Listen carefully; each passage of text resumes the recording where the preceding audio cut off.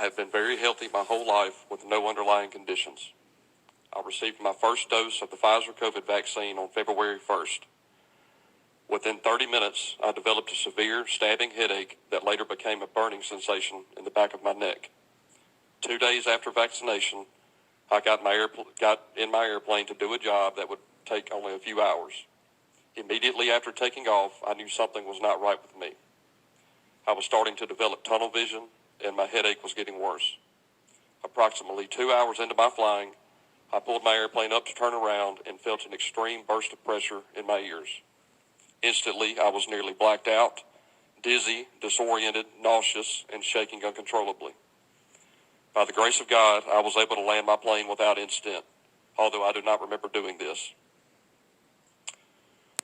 My initial diagnosis of vertigo and a severe panic attack, although I've never had a history of either of these, was later replaced with left and right perilymphatic fistulas, eustachian tube dysfunction, and elevated intracranial pressure due to brain swelling.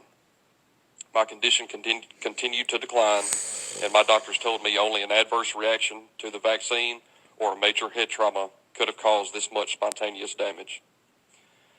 I've had 6 spinal taps over 8 months to monitor my intracranial pressure, and 2 surgeries 8 weeks apart to repair the fistulas.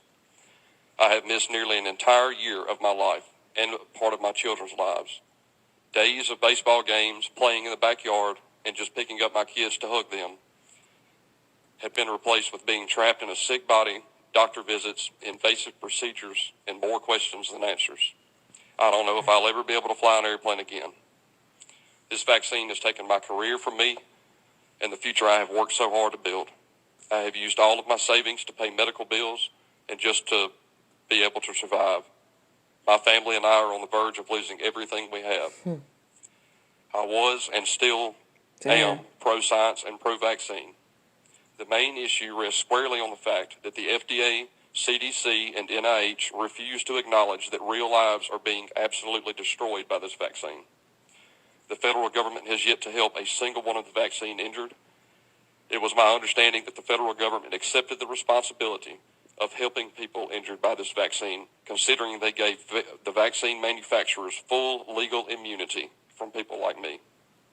The government has left us nowhere to turn for help. My family and I masked up, stayed indoors, and dodged COVID for over... Yeah. Yeah.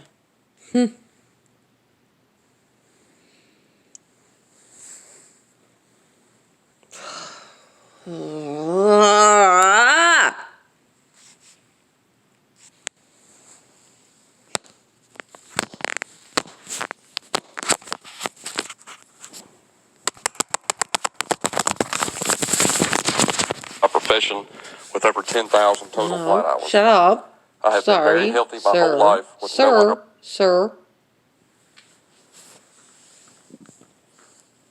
I didn't mean to do that.